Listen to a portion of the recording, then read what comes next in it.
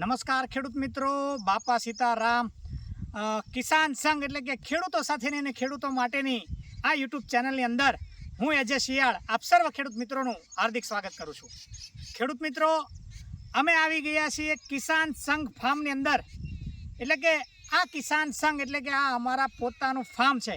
આ અમારા પોતાના ફાર્મની અંદર આપ ખેડૂત મિત્રો જોઈ રહ્યા છો કે અહીંયા એ 9 નંબર મગફળીનું વાવેતર કરવામાં આવેલું છે અને તેના અંદર આંતરપાક તરીકે આ વર્ષે જ અમે એ બાગાયતી પાક એટલે કે બહુ વર્ષાયુ એ આંબાનું પાકનું વાવેતર કરવામાં આવેલું છે. અહીંયા આપ જોઈ શકો છો ખેડૂત મિત્રો કે આ મગફળી પાકને વાવેતરથી લઈને આજ સુધી એટલે કે 90 દિવસનો આ મગફળીનો પાક થયો છે અને તેના અંદર અમે એ આંતરપાક તરીકે બાગાયતી પાકનું વાવેતર આ વર્ષે જ કરેલું છે. તો ખેડૂત મિત્રો, આપને હું અહીં એ જણાવવા માગું છું કે તમે આવી રીતે બાગાયતી પાકની સાથે રોકડિયા પાક એટલે કે મગફળી હોય, કપાસ હોય કે કઠોળ હોય એવા કોઈ પણ રોકડિયા પાકનું એ બાગાયતી પાકની સાથે તમે વાવેતર કરી અને એક કરતાં વધારે ઉત્પાદન તેમજ એક કરતાં વધારે આવક તમે મેળવી શકો છો. તો ખેડૂત મિત્રો, આ મગફળીને એ લગભગ 90 દિવસ થયા છે અને અહીંયા આપ જોઈ શકો છો કે કમ્પ્લેટ એના અંદર મગફળીના એ દાણા એ ડોડવા કહેવાય એ બેસી ગયા છે અને સૂયાની સંખ્યા પણ વધારે એ જોવા મળી રહી છે. 90 દિવસની મગફળી થઈ છે. મગફળીની અંદર નેનો યુરિયાનો છંટકાવ કરવામાં આવેલો છે તેમજ એક વખત એ ઈયળોનો એ એટેક હતો એટલા માટે થઈને ઈયળ નિયંત્રણ માટેની પણ એ ટેકનિકલનો પણ એ આ મગફળીની અંદર અમે ઉપયોગ કરવામાં આવેલો છે. ખેડૂત મિત્રો, 90 દિવસ બાદ એ મગફળીની અંદર ખાસ કરીને ખેડૂત મિત્રોને જણાવી દઉં કે મગફળી પાકની અંદર એ 60 થી 90 દિવસ ઘણા બધા ખેડૂત મિત્રોને મગફળીનો પાક થયો છે. તો આ સમયગાળા દરમિયાન સર્વે ખેડૂત મિત્રોને જણાવી દઉં કે આ સમયગાળા દરમિયાન મગફળી પાકની અંદર એ ખાસ કરી અને 100% દ્રાવ્ય રાસાયણિક ખાતર એટલે કે 0050 એ બજારમાંથી તમને મળી જશે ટેકનિકલ. તો એ 0050 એ પાવડર સ્વરૂપમાં મળશે.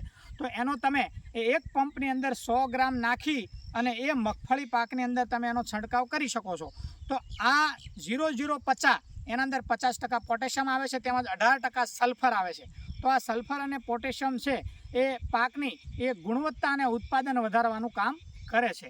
એટલે એ મગફળી પાકની અંદર એ 60 થી 90 દિવસનો જો તમારે પાક થયો હોય તો આ ખાતરનો અવશ્ય ઉપયોગ કરવો અને એ દવા છાંટવાના પંપ દ્વારા એક પંપની અંદર 100 ml નાખી 100 ગ્રામ નાખી અને તમે એનો એ છંટકાવ ઉપરથી છંટકાવ કરવાનો છે. તેમજ જો કોઈને ડ્રીપ ઇરિગેશનની સુવિધા હોય, ફુવારાની સુવિધા હોય તો તમે ઉપરથી પણ એ છંટકાવ પાણીની સાથે પણ તમે એ આપી શકો છો. આ ખાતરનો પણ એ અવશ્ય ઉપયોગ કરવો જેથી કરી અને ઉત્પાદનમાં વધારો થશે, એ સૂયાની સંખ્યામાં પણ વધારો થશે અને ગુણવત્તાવાળું એ ઉત્પાદન તમને મળશે. એટલે કે જરૂરથી એનું તમારે એ છંટકાવ કરવો જોઈએ. બીજું અહીંયા આપ જોઈ રહ્યા છો કે આંતરપાકની અંદર આ વર્ષે જ અમે એ બાગાયતી પાકનું વાવેતર કરવામાં આવેલું છે. આંબાનું વાવેતર કરવામાં આવેલું છે અને અમે અહીં 2 છોડ વચ્ચે 15 ફૂટ એટલે કે 15 બાય 15 ના અંતરે અમે એ આંબાના એ કલમોનું વાવેતર કરવામાં આવેલું છે. અંદાજે આ આંબાની કલમો એ લગભગ 1.5 વર્ષની ઉંમરના આંબાના છોડ એ લાવવામાં આવેલા છે. તેમજ સરકારશ્રીની માન્યતા આપેલી જે હોર્ટિકલ્ચરને માન્યતા આપેલી જે નર્સરી હોય એમાંથી આંબાના અમે આ છોડવા લાવેલા છીએ અને એનું વાવેતર કરવામાં આવેલું છે. ખાસ કરીને ખેડૂત મિત્રોને જણાવી દઉં કે જો તમે બાગાયતી પાકનું વાવેતર કરવા માગતા હો તો બને ત્યાં સુધી ચોમાસાની અંદર વાવેતર કરવું જોઈએ. કારણ કે ચોમાસાનો સમયગાળો છે એ ખૂબ જ અનુકૂળ સમયગાળો હોય છે બાગાયતી પાકનો. એટલે કે કોઈ પણ પ્રકારની આવી રીતે બાગાયતી પાકની કલમો હોય એ ચોમાસાના એ સિઝનની અંદર એ બરોબર એ ચોંટી જતી હોય છે જમીનમાં. એટલે ખાસ કરી અને ચોમાસાના એ સમયગાળા દરમિયાન એ આવા બાગાયતી પાકોનું વાવેતર તમે એ કરી શકો છો. તો ખેડૂત મિત્રો, આ રીતે અહીંયા આપ એ અમારા ફાર્મની અંદર જોઈ શકો છો કે એ 9 નંબર મગફળીનું વાવેતર કરવામાં આવેલું છે. તેમજ કેસર એટલે કે અમારા સૌરાષ્ટ્રની આપને જણાવી દઉં કે સૌરાષ્ટ્ર અને કાઠિયાવાડને એ કેરીનું હબ ગણવામાં આવે છે. એટલે કે કેસર કેરી માટે એ અમારું સૌરાષ્ટ્ર એ કાઠિયાવાડે પ્રખ્યાત છે.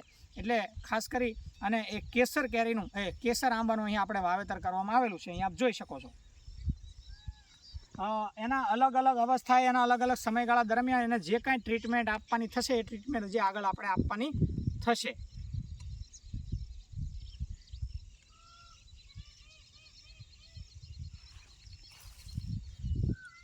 તો ખેડૂત મિત્રો, કિસાન સંઘ આ યુટ્યુબ ચેનલના માધ્યમથી આપ ખેડૂત મિત્રોને અમે એ અમારા એ અનુભવો અને અંગત એ અભ્યાસ દ્વારા એ જે કાંઈ અહીં અમે તમને એ માહિતી આપતા હોઈએ છીએ અમારી યુટ્યુબ ચેનલના માધ્યમથી, તેમજ જે કાંઈ તમને ભલામણ કરતા હોઈએ છીએ એ અમારા અનુભવો અને અભ્યાસના આધારે કરતા હોઈએ છીએ. એટલે હંમેશા અમારી આવી આ કિસાન સંઘ ચેનલ સાથે જોડાયેલા રહો અને અવનવા વિડીયો હંમેશા અમારા જોતા રહેજો. જો તમને અમારા વિડીયો પસંદ આવે તો અન્ય વ્યક્તિને પણ એ શેર કરજો, જેથી કરીને એમને પણ આવી એ કૃષિ, બાગાયત કે પશુપાલન એ વિષયનું એમને પણ એ માર્ગદર્શન મળી રહે. આભાર.